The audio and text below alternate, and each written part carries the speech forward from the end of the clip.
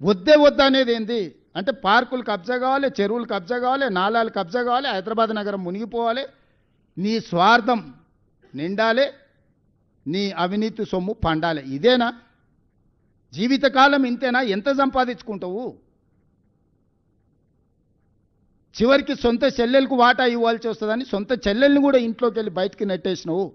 ఇంతకంటే ఎవడైనా నికృష్టుడు ఉంటాడా? పాత సామెతోటి ఉంది, కోతుల పంచాయతీ పిల్లి తీర్చిందని. హరీష్ రావు సంగతి మీరు అందరూ ఆలోచన చేయరు. మెదక్లో జగ్గారెడ్డిని ఫస్ట్ బయటికి తోలేండు అడ్డం వస్తాడని, విజయశాంతిని బయటికి తోలేండు, రఘునందన్ రావుని బయటికి తోలేండు. రాష్ట్రంలో దేశని చిన్నమాలయని కావచ్చు, సమరసింహారెడ్డిని కావచ్చు, ఆలయ నరేంద్రని కావచ్చు, మొన్నటి ఈటెల రాజేందర్ కావచ్చు, ఈ పార్టీని కబలించాలి అనుకుంటే కేసీఆర్ కుటుంబానికి అండగా నిలబడేటోళ్ళందరినీ సాపు పట్టుకుంటూ వచ్చాడు. అజయ్ దేవగన్తో సినిమా ఉంటుంది కాలని, కొంతమంది మిత్రులు అడవిలోకి పోయి తిరగడానికి పోయి దారి తప్పుతారు. అడవిలో నాకు అన్ని దారులు తెలుసు మీకు చూపిస్తారా అని ఒక ఆయన వస్తాడు, ఆయనే అజయ్ దేవగన్ కాల్ సినిమాలో. వాళ్ళకి దారి చూపించుకుంటూ ఒకనొకని మింగేస్తుంటాడు. వాళ్ళకి తెలియదు దయ్యం తింటుంది అనుకుంటారు. చివరికి అర్ధరాత్రి పూట బావిలో నీళ్లు తోడడానికి వచ్చినప్పుడు వీడు నేను తోడిస్తే దాని వస్తాడు. తోడితే చూస్తే వీడి నీడగా అనిపిస్తుంది కానీ వాడి నీడగా అనిపిస్తుంది. అప్పుడు గుర్తుపడతాడు, ఓహో దయ్యం ఇది ఉందని. పక్కనే వండుకుంటూ ఒకనొకని మింగుకుంటూ పోతుంటాడు కాల్ సినిమాలో అజయ్ దేవగన్. హరీష్ రావు కూడా అదే రకంగా కేసీఆర్ పక్కన చేరి రేపు ఈ పార్టీని కబలించడానికి అడ్డం వచ్చేటోళ్ళను, కేసీఆర్కు అండగా నిలబడేటోళ్ళను ఒకరొకరిని సాఫ్ చేసుకుంటాను. మొత్తం హిస్టరీ చూడండి. పోయిన వాళ్ళందరూ కేసీఆర్కు లాయల్గా ఉన్న వాళ్ళే బయటికి పోయారు. ఆలయ నరేంద్ర నుంచి మొదలు పెడితే దేశని చిన్నమలయ్య కావచ్చు, విజయశాంతి గారు కావచ్చు, నిన్నటి మొన్నటి ఈటెల రాజేందర్ కావచ్చు, బయట వాళ్ళని అందరినీ క్లీన్ చేసిండు. ఇంట్లో కేటీఆర్ కవిత కలిసి ఉంటే తిరుగుబాటు జరిగినప్పుడు వాళ్ళిద్దరు ఒకటి ఉంటే సమస్య అవుతుందని ఇద్దరి మధ్యలో పెట్టి కవితను కూడా బయటికి దొప్పించిండు హరీష్. వీడు ఉత్త సోంబేరోడు, మీకు తెలుసు కదా. కేసీఆర్ గారు ఆరోగ్యం బాగాలేదు, వీనికి తలకాయ బాగాలేదు, ఆలోచనలు బాగాలేవు. ఇంకా హరీష్ దేవుంది ఒకటే స్టెప్, ఇంకా ఒక ఫైనల్ ఏమంటారు, ఇంకొక అడుగు ఉంది గంతే.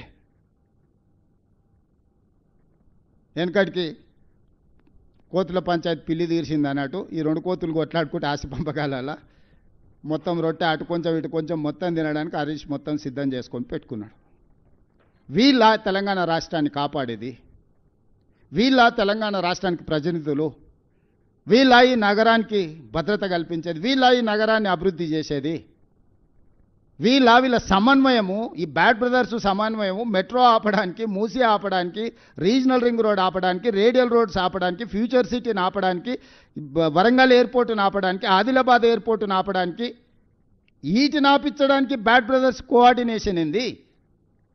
అభివృద్ధి చేయడానికి సహకరించండి. ఈరోజు ప్రభుత్వం వచ్చింది, ప్రజలు ఎన్నుకున్న ప్రభుత్వం ఇది. మేమేం మీ ఆస్తి అడగడం లేదు కదా. ఈ కక్ష ఏంది? అందుకే విజ్ఞత కలిగిన జూబ్లీహిల్స్ నియోజకవర్గ ఓటర్లను నేను విజ్ఞప్తి చేస్తున్నా, మీ సమస్యల్ని నగర అభివృద్ధిని చేసే బాధ్యత నాది. 10 సంవత్సరాలు అండగా నిలబడండి. 10 సంవత్సరాలు 1994 నుంచి 2004 వరకు చంద్రబాబు నాయుడు గారికి తెలుగుదేశంకి అండగా నిలబడ్డారు. మనం కళ్ళతోనే అభివృద్ధి చూసినాం. 2004 నుంచి 2014 వరకు కాంగ్రెస్ పార్టీకి రాజశేఖర రెడ్డి గారికి అండగా నిలబడ్డారు, అభివృద్ధిని చూసినాం. 2014 నుంచి 2024 వరకు మోడీ కేసీఆర్కి అండగా నిలబడ్డారు, విధ్వంసాన్ని చూసినాం.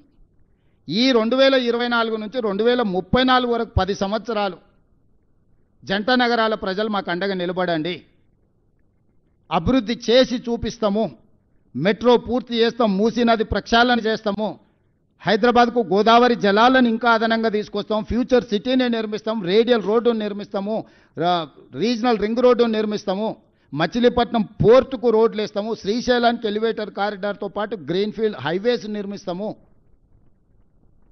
ప్రపంచంలోనే అత్యధికంగా గ్లోబల్ కేపబిలిటీ సెంటర్స్ని ఇక్కడికి తీసుకొచ్చి పెడతాము, డేటా సెంటర్స్ని ఇక్కడికి తీసుకొచ్చి పెడతాము, ఫార్మాలో పెట్టుబడులు తీసుకొస్తాం, పరిశ్రమలు తీసుకొస్తాము, ఈవీ వెహికల్స్ ఆటోమొబైల్ ఇండస్ట్రీని హైదరాబాద్ నగరానికి తీసుకొస్తాము, శాంతి భద్రతలను కాపాడతాము, గంజాయి డ్రగ్స్ను తొక్కి నారదీస్తాము. ఇవాళ మనం ఎంత కష్టపడ్డా మన పిల్లలు స్కూల్కి పోయి గంజాయి చాక్లెట్లు తినే పరిస్థితి వచ్చిందంటే ఎంత ఆందోళనకరమైన పరిస్థితి ఉంది నగరంలో.